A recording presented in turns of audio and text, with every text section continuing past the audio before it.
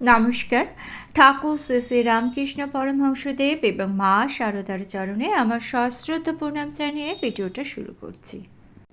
নতুন বছর এলেই আমরা সকলকে শুভেচ্ছা জানাই, মেসেজ করি এবং নিজের মনের অন্তরে একটা সুপ্ত বাসনা রাখি যে এই বছরটা ভালো কাটবে। সকলেরই মনের মধ্যে এই প্রার্থনা থাকে এই বছরটা ভালো কাটবে। প্রত্যেক বছরই আপনি এই জিনিসটা করছেন।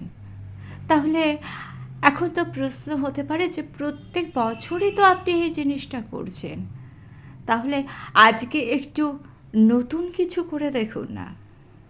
আজ আমি আপনাদের কিছু সহজ কিন্তু শক্তিশালী জিনিসের কথা বলবো। সেগুলো যদি আপনি মেনে চলেন তাহলে আপনার নতুন বছর বদলে যেতে বাধ্য। আর ভিডিও শেষে এমন একটা অভ্যাসের কথা বলবো যেটা আপনি যদি প্রত্যেক দিন আপনার জীবনযাত্রার সঙ্গে যুক্ত করে নেন তাহলে আপনার জীবনের সমস্ত চাওয়া পাওয়াগুলো পূর্ণ হবে। তবে তার আগে জেনে নেওয়া দরকার যে নববর্ষ পালনের ইতিহাসটা কী। এটা কি কোনো পৌরাণিক কাহিনী বা প্রচলিত প্রথা, না মানুষের মধ্যে চলে আসা কোনো পদ্ধতি? এর আসল কাহিনীটা কী? অনেকে মনে করেন যে নববর্ষ কোনো পুরাণের কাহিনী, কিন্তু সত্যি কথা হলো নববর্ষ কিন্তু কোনো পুরাণের কাহিনী নয়। এটা এসেছে মুঘল সম্রাট আকবরের আমল থেকে। তখন একটা সমস্যা ছিল, কৃষকদের ইসলামিক হিজরি ক্যালেন্ডার অনুযায়ী কর দিতে হতো, কিন্তু সেই ক্যালেন্ডার কৃষির সাথে মিলত না। তাই আকবর একটি নতুন নিয়ম চালু করেছিলেন। তিনি এই সিস্টেম চালু করলেন যে ফসল তোলার সময় অনুযায়ী কর দিতে হবে। তাই নববর্ষ এসেছে কৃষকের ঘাম থেকে, মাঠ থেকে, যেখানে একজন কৃষক সারা বছর পরিশ্রম করে নতুন ফসল তুলছে, আর সেই ফসল থেকেই এসেছে নববর্ষের আনন্দ। ফসল তোলার আনন্দ থেকেই এসেছে নববর্ষের আনন্দ। এখান থেকেই শুরু হয় বাংলা সন, নববর্ষের ক্যালেন্ডার। পয়লা বৈশাখ মানে নতুন ফসল, নতুন হিসেব, নতুন শুরু। যেমন ধরুন এখন ব্যবসায়ীরা করেন নতুন খাতা, যাকে হাল খাতা বলা হয়। আগে হতো গ্রামে মেলা, গান। এ তো গেল নববর্ষের ইতিহাস। এবার জেনে নেব কি কি কাজ করলে আপনার নতুন বছর শুভ হবে, সুন্দর হবে, আপনার জীবনের সমস্ত আশা পূর্ণ হবে। প্রথম কাজ হলো মনকে পরিষ্কার রাখা। শ্রী মা শারদা বলেছিলেন, যদি শান্তি চাও কারো দোষ দেখো না। কিন্তু আমরা কি করি? আমরা অন্যের দোষ দেখে বেড়াই, আর এই অন্যের দোষ দেখতে গিয়ে আমাদের মন অশান্ত হয়ে যায়। একদিন একজন মহিলা মা শারদা মার কাছে এসে বলেছিলেন, মা, আমার খুব মনে অশান্তি, আমার মনটা সবসময় অশান্ত লাগে, সবাইকে খারাপ লাগে, কারুকে ভালো লাগে না। তখন মা খুব শান্তভাবে বলেছিলেন, তুই কারো দোষ দেখিস না, তুই শুধু নিজেকে দেখ, দেখবি মন শান্ত হয়ে যাবে। এই কথাটা খুব সহজ, কিন্তু এর ভেতরেই পুরো জীবন বদলে দেওয়ার শক্তি আছে। আপনি যখন কারো দোষ দেখেন তখন আপনার মনটা অশান্ত হয়ে যায়, আপনার মনে বিষ ঢোকে।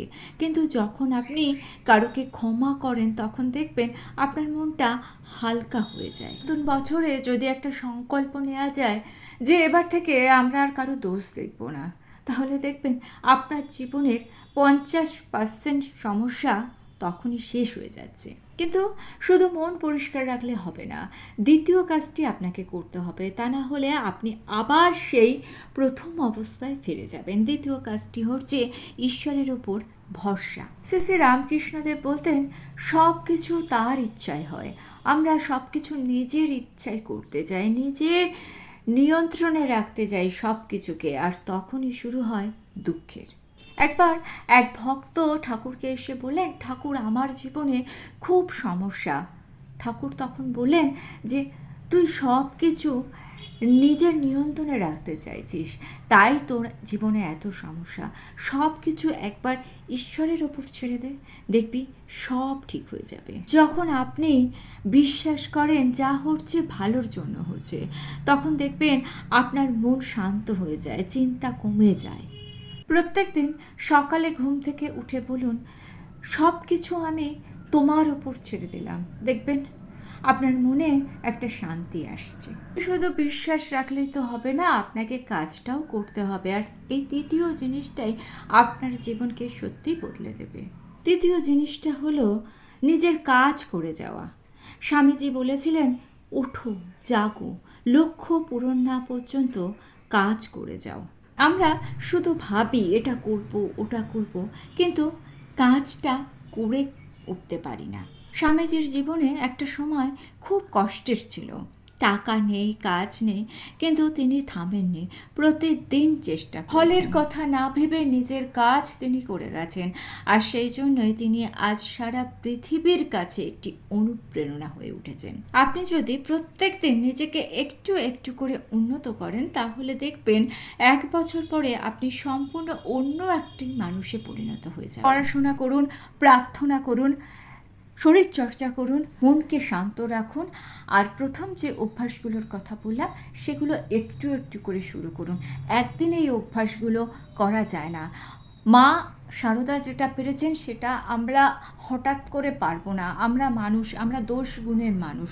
সেই জন্য মা সারদার সব কথা আমরা অক্ষরে অক্ষরে হয়তো পালন করতে পুরোটা পারবো না, কিন্তু আমরা একটু চেষ্টা করতে পারি। একটু একটু করে চেষ্টা করলে দেখবেন একটা সময় আপনার সমস্ত সমস্যাগুলো মিটে গেছে, আপনি সম্পূর্ণ নতুন মানুষে পরিণত হয়েছেন। এইবার বলবো শেষ অভ্যাসটার কথা, যেটা করলে আপনার জীবন সত্যি বদলে যাবে, ভালো হয়ে যাবে।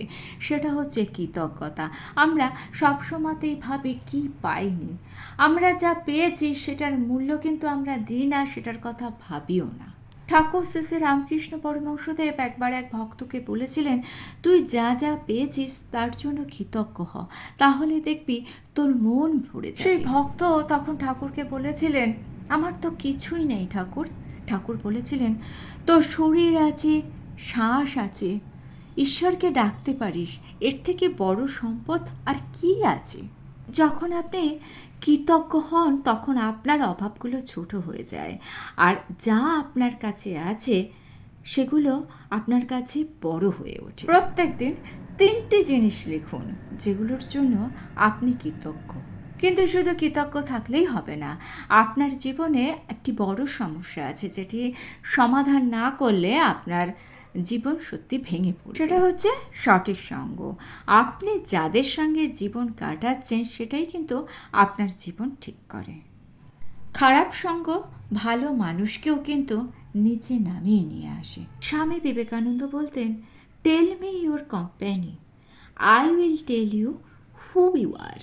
স্বামীজির জীবনে ঠাকুর শ্রী শ্রী রামকৃষ্ণ পরমহংসদেব না থাকলে তাকে আজকে হয়তো আমরা এই স্বামীজি রূপে পেতাম। যাদের সাথে আপনি থাকেন, যাদের সঙ্গে আপনি মেলামেশা করেন, ওঠা বসা করেন, তাদের চিন্তা আপনার ভেতর ঢুকে যায়। তাই ভালো মানুষ, ভালো চিন্তা, এগুলোকে বেছে নিতে হবে। নতুন বছরে সংকল্প নিন, নেগেটিভ মানুষ থেকে দূরে থাকবো, নেগেটিভ চিন্তা থেকে দূরে থাকবো। এখন আরেকটি ভালো অভ্যাসের কথা বলব, যেটা না করলে আপনি সব জেনেও কিছুই করতে পারবেন না। সেটা হচ্ছে নিয়মিততা। অর্থাৎ আমরা অনেক সময় শুরু করি কিন্তু সেটাকে চালিয়ে যেতে পারি না। অর্থাৎ একটা কাজ শুরু করলাম কিন্তু মাঝখানে আমরা অধৈর্য হয়ে সেটা ছেড়ে দিই। আমি বিবেকানন্দ পড়াশোনা, সাধনা, চেষ্টা কখনো বন্ধ করেননি, আর এই ধারাবাহিকতাই তাকে মহান করেছে।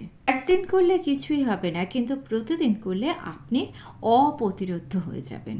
ছোট করে শুরু করুন, কিন্তু প্রত্যেক দিন করুন, 5 মিনিট হলেও থামবেন না। সুতরাং নতুন বছর শুধু ক্যালেন্ডার বদলানো নয়, এটা নিজের জীবন বদলানোর একটা সুযোগ।